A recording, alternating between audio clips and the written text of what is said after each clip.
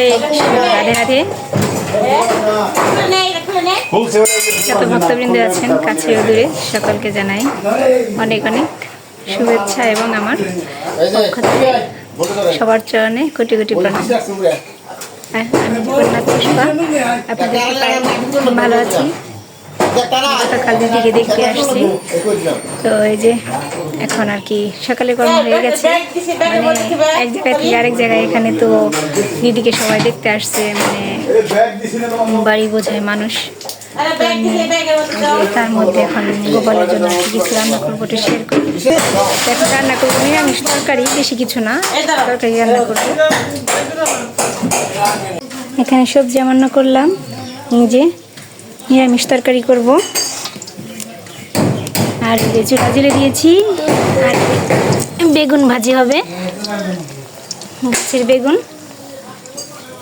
তো আমি রান্না করি, কিছু কিছু করে শেয়ার করি।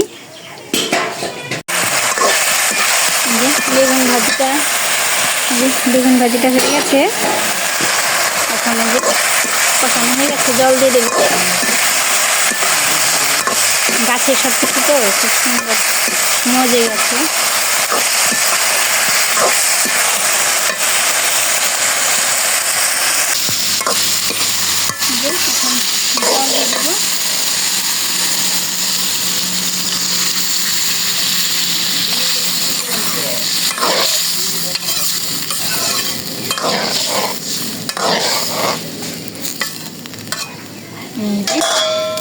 হয়ে গেল,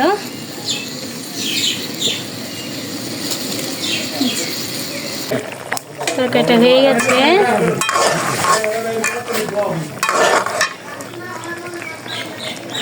তরকারিটা হয়ে গেছে, এখন নামিয়ে ফেলবো। তারপরে যে কড়াইতে অন্ন বসিয়ে দেবো।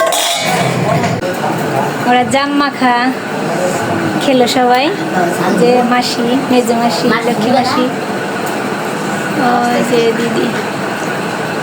হরে কৃষ্ণ। যে মা বসে আছে, ওরা কি করেছে অবস্থা। এগুলো পরিষ্কার করো, পরিষ্কার করো, কি অবস্থা। মেশু দাদু বসে, আজ গোপাল দর্শন হয়নি, গোপাল দর্শন করুন। একটু কষ্ট করে আছি গোপাল নাকি। এখন যে ভোগ লাগাবো, ভোগটা সাজাবো। রান্না করে এই যে ঘরে নিয়ে এসেছি, এখন ভোগ সাজাবো। যে ভোগটা সাজিয়েছি, এখন একটু করে তুলসী পাতা দিয়ে দেবো।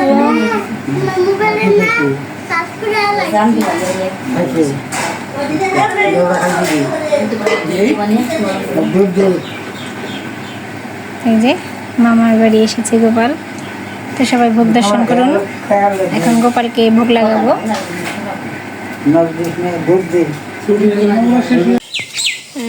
কাঁঠাল, শীতকালে কাঁঠাল খাচ্ছি, এটা নিয়ে যাবো। এই কষ কষ কষ কষ,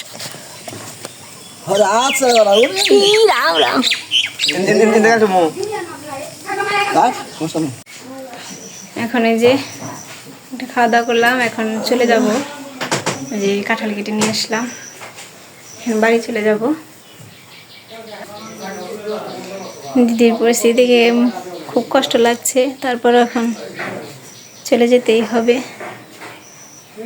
জানি না দিদিকে এসে পাবো কিনা।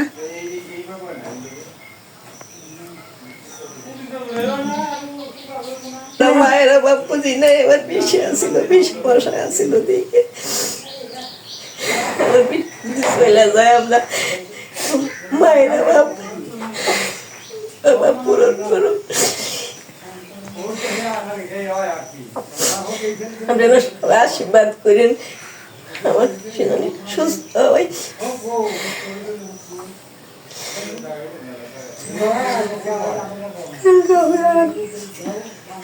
তুমি বললে তোমার শেষ অনেকের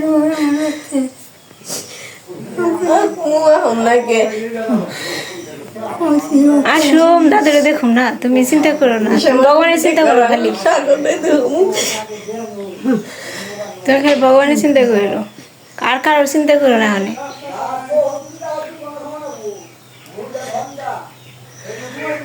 তার সময়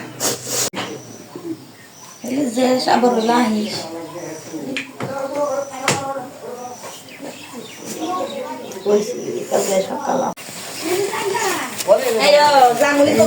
চলে যাচ্ছি, দিদিকে রেখে আসলাম।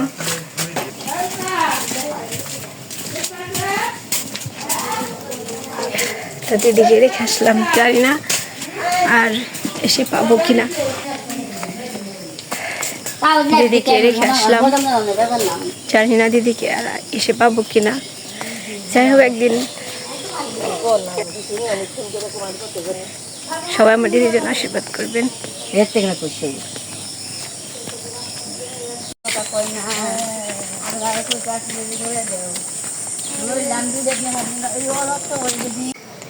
বাড়ি আসলাম,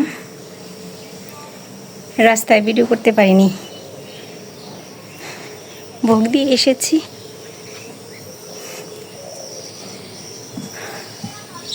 ভোগ দিয়ে এসেছি, রান্নার কোনো এখন আরই নেই, ঝামেলা নেই। তো এই যে রোদ উঠে গেছে, তো ভোগ লাগিয়ে আর বেশি দেরি করিনি, এসে পড়েছি। আর রাস্তায় ভিডিও করতে পারিনি, মার মনটাও খারাপ ছিল, আবার দিদিও কান্না করলো। বেশিরভাগ খারাপ লাগলো যে দিদি আজ এই যে এসে পড়লাম, দিদি পিছনে আসতে পারলো না।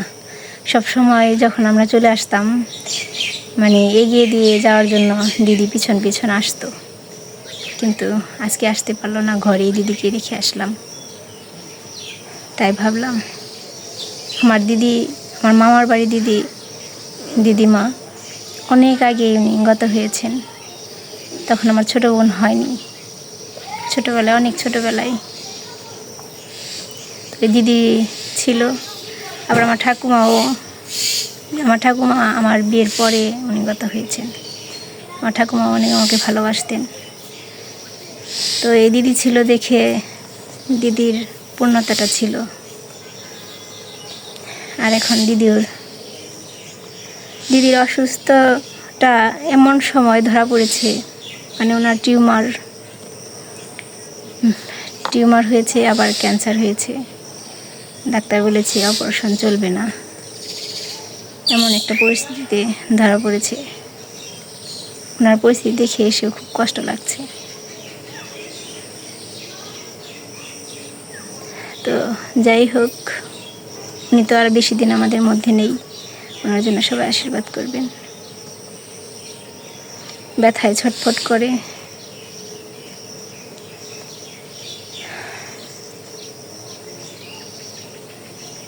দিদি আসতে পারেনি ঠিকই, মাসি এগিয়ে দিয়ে গেছে, কিন্তু দিদিকে না পেয়ে অনেক খারাপ লাগলো যে আর তো দিদি কখনো এগিয়ে দিয়ে যাবে না।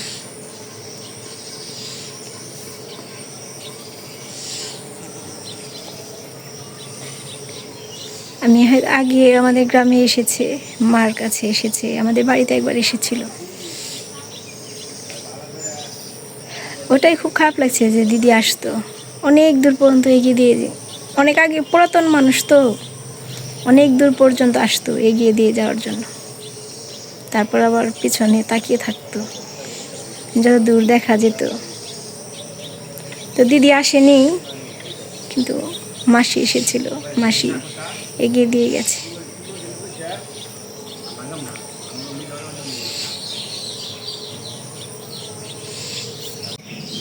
আমার আর কি খারাপ লেগেছে, মার বেশি খারাপ লেগেছে, কারণ মা তো অনেক আগে নিজের মা হারিয়েছে।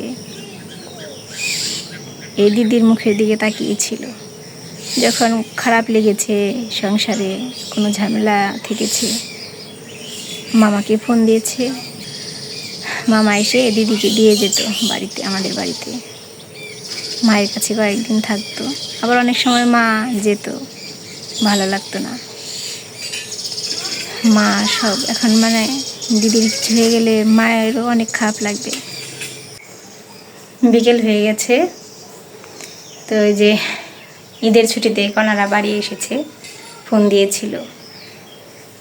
আমি আবার একটু শুয়েছিলাম, তো ফোন দিয়েছে মাতাজি আসুন একটু ঘুরে যাই, রাস্তা দিয়ে একটু ঘুরবে, তাই ফোন দিয়েছে। তো চলুন যাই একটু ঘুরে আসি, বিকেলটা আপনাদের সাথে শেয়ার করি।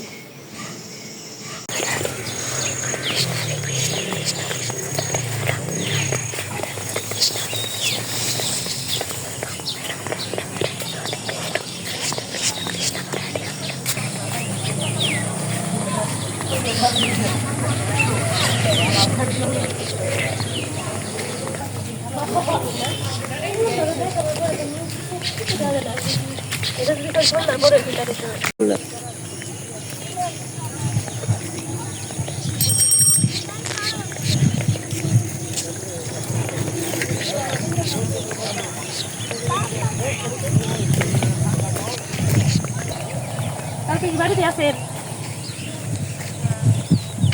তাহলে একটু বুক দেন।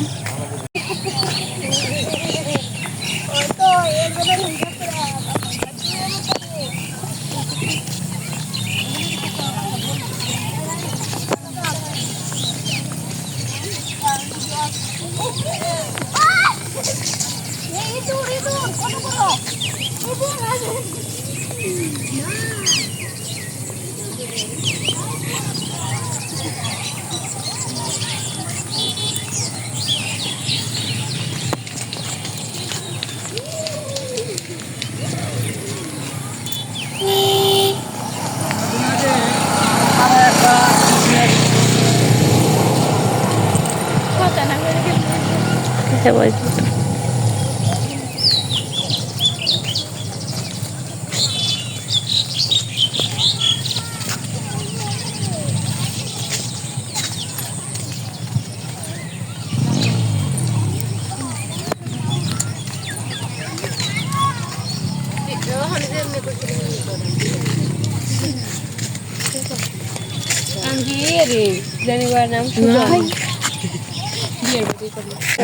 বিকেলবেলা একটু ঘুরতে এসেছি।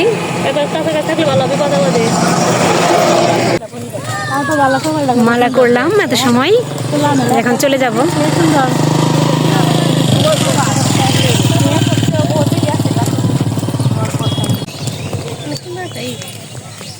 উঠেন না।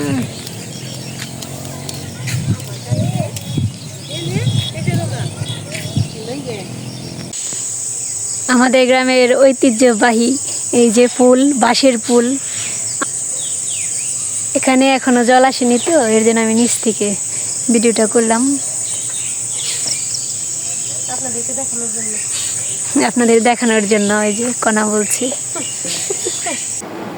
তো এই যে সন্ধ্যা আরতি দেব, বাড়িতে আসলাম, এসে ফ্রেশ হলাম, তুলসী পরিক্রমা হলো, তখন সন্ধ্যা আরতি দিই।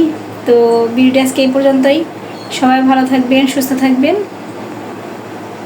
আমি গোপালকে এসে অন্য পোশাক পরিয়েছি, সুন্দর করে আবার সাজিয়ে গুছিয়ে সকল বিগ্রহ সেবা পূজা দিয়েছি। তো আজকে ভিডিওটি এই পর্যন্তই। সবাই ভালো থাকবেন।